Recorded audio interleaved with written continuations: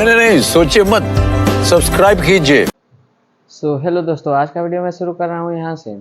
मैं सुबह सुबह उठ के जा रहा था मड़ी पे और बाहर आया तो देखा बड़की मैं पूरा एकदम धुआं धुआं की थी रास्ते में। और यहाँ पे चाची अपना कुछ कोई काम कर रही थी, बगल की चाची हैं। और फिर मैं वहाँ से निकल चला सीधे मड़ी पे। रास्ते में देखा तो कोई दिखाई नहीं दे रहा था। सुबह लगभग 7 बज रहा था और मैं जा रहा था मड़ी पे। और मड़ी पे गया तो देखा कुछ, समझ लीजिए क्या करे क्या काम हो रहा था। अब फिर मैं आया मड़ी पे आया तो भैया यहाँ पे गोबर सान रहे थे अपने पैर से। और चाची वहाँ पे चिल्लाने लगी कि अम्मा को थोड़ा सा बुला दो अपने। तो मैंने अम्मा को बुलाया और यहाँ पे भैया और अम्मा नीचे गोबर पाते रहे थे गड्ढे में। और मैंने देखा कि पेड़ को भी भैया ने बांध दिया था, जो कि पेड़ कल हवा रात को चल रही थी तो पूरा पेड़ एकदम फैल चुका था, तो भैया ने बांध दिया उसको। और अभी गाय लगी नहीं थी तो मैं चल दिया गाय लगवाने। और भैया अंदर ही थे, गोबर को सान रहे थे। फिर पानी चाहने लगा और किसी को भैया फ़ोन लगाने को बोल रहे थे। और फिर अब मैं बैठ गया, आ गया। छोटी भाई भी आ गए थे मेरे साथ यहाँ पे। तो मैं यहाँ पे बैठा था कुछ देर आराम करने के लिए। फिर मेरे कोई भैया बोले गाय लगा दो, तो मैं गया गाय लगाने। तो छोटी भाई से भी बोला मैंने गाय लगा दो, तो बोले नहीं। तो मैं बोला ठीक है मैं ही लगाता हूँ। फिर मैं वहाँ से उठा, फिर देखा कि आयत भी आ रही है मड़ी पे। पानी पानी खेतों में डालना था, तो पाइप को लगाने के लिए उसका जो कलम्पू होता है वो घर पे ही था, तो आयत उसी को लेकर आ रही थी। फिर कुछ देर बाद आयत भी आ गई और वहाँ से आई तो आके यहाँ जाली के पास ही खड़ा हो गई। तो मैंने बोला कि अंदर भी आओगे कि वहीं खड़ी रहोगी? तो बोली कि आ रहे हैं। फिर वो आई अंदर। अंदर आई तो यहाँ पे चाची बैठी थी और यहाँ पे अम्मा भैया बाहर निकल चुके थे और इन दोनों का बात चल रहा था, अम्मा और चाची का बात चल रहा था। वहाँ पे कबूतर भी बैठी थी आके, यानी कि अरमाना छोटी भाई की बहन, वो भी आके बैठी थी। तीनों लोगों का आपस में बात कुछ चल रहा था, औरतों का बात तो चलता ही रहता है। फिर गाय लगाने के बाद गाय मेरी आज कम ही दूध दी थी। फिर मैं वहाँ से गाय दूध लेकर निकल चुका भट्टी पे। भट्टी पे जाना ज़रूरी था और सीधे मैं आ गया घर पे। घर पे आया तो अभी समझ लीजिए क्या ही बताएं, कोई जगह ही नहीं था घर पे आया तो। फिर मैं आया वहाँ से सीधे घर पे। घर का दरवाज़ा खुला था और खुला इसलिए था क्योंकि घर में कुत्ता घुस गया था। फिर मैं आया घर पे तो सिफा देखा अभी जगी थी और बाबू का मालिश हो रहा था। गया मैं अंदर, रेहाना को बोल दिया आके दूध ले ले, तो रेहाना गई दूध लेने। फिर मैं आ गया यहाँ पे अंदर समरसेबुल चालू करने। समरसेबल चालू करने के बाद सिफा देखा तो सिफा लाइटिंग कर रही थी अंदर ही। फिर मैं आया अंदर, भाभी को बोला कि भाभी सिफा लाइटिंग कर दी है। फिर मैं दूध लेके चल दिया बाहर एकदम भट्टी की तरफ। भट्टी पे गया, फिर मैंने चप्पल पहना, चप्पल पहनकर मैं भट्टी पे चल दिया। बाल्टी आज मैं छोटा वाला ही लिया था दूध का।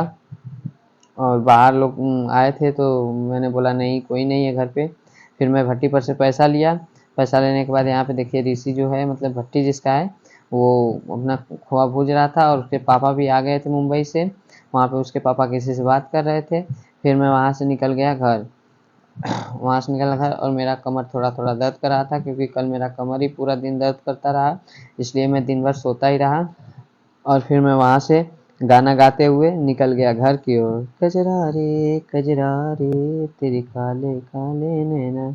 और मैं यही गाना गाते गाते आ गया अपने घर की तरफ। और मैं फिर चल दिया मड़ई पे दूसरे रास्ते से, जो कि इधर पीस से होके गुजरती है और उधर से शहीद दादा और यहाँ पे एक कोटी माँ का मंदिर। और मैं इसी रास्ते से चल दिया मड़ी पे।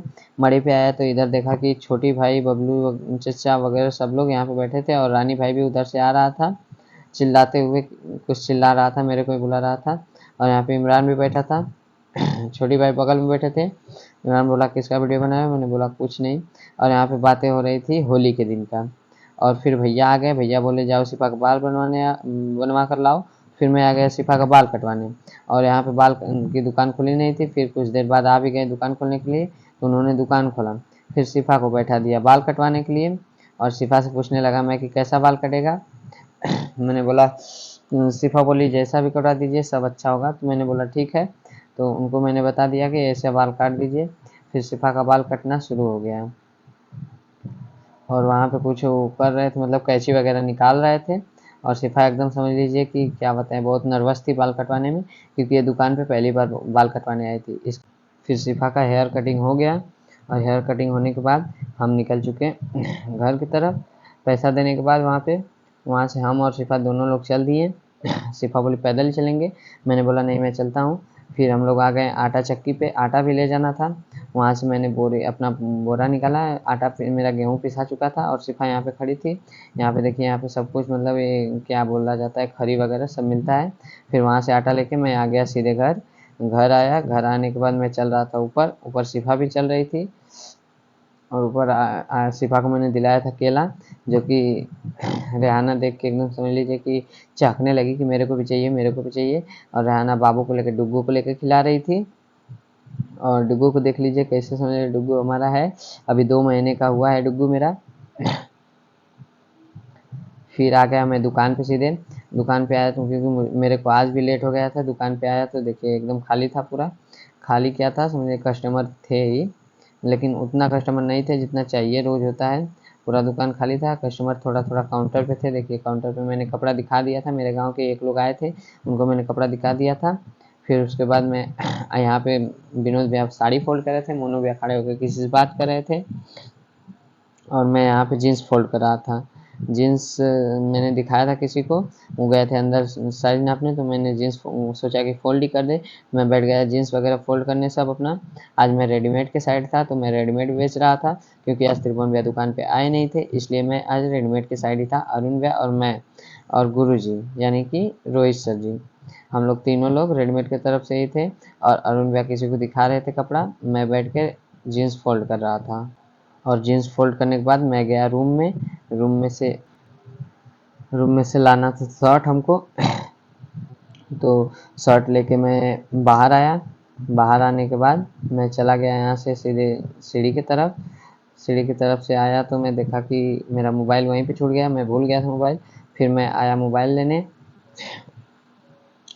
शर्ट बाहर ही रख के मैं आया मोबाइल लेने। मोबाइल लेके फिर मैं आ गया सीधे रूम, यहाँ नीचे नीचे आया तो देखा विनोद भैया साड़ी छोड़ के मोबाइल ही देख रहे थे। और नीचे उधर गुरुजी थे कि कौन था समझ में नहीं आ रहा था। यहाँ पे अरुण भैया थे, एक बाबा आए थे जिनसे बात कर रहे थे, जींस दिखा रहे थे। शाम का बज गया था लगभग 6:30। और उधर मोनू भैया काउंटर पे बैठे थे और ये अरुण भैया इनसे बातें ही कर रहे थे। विनोद भैया लोग यहाँ पे साड़ी फोल्ड कर रहे थे और मैं यहाँ आने पे थोड़ा हाई बाय करने लगा। फिर मैं वहाँ से चल दिया घर। रास्ते में समझ लीजिए काफ़ी अंधेरा था आज, 8 बजे, मतलब 8 नहीं, लगभग 7:30 बज रहा था। फिर मैं आ गया घर और आया यहाँ पे तो देखिए सिफा अपना दूध बाबू को पिला रही थी, लेकिन डुग्गू है जो बाबू का दूध, बाटल का दूध नहीं पीता है। और फिर सिफा अपना दूध खुद पीने लगी और डुग्गू देखिए कैसे देख रहा था मोबाइल में। डुग्गू मेरा है, इसका नाम है जैक, मैंने जैक नाम रखा है। वैसे तो इसका नाम समद अम्मा रखे हैं लेकिन मैंने जैक रखा है।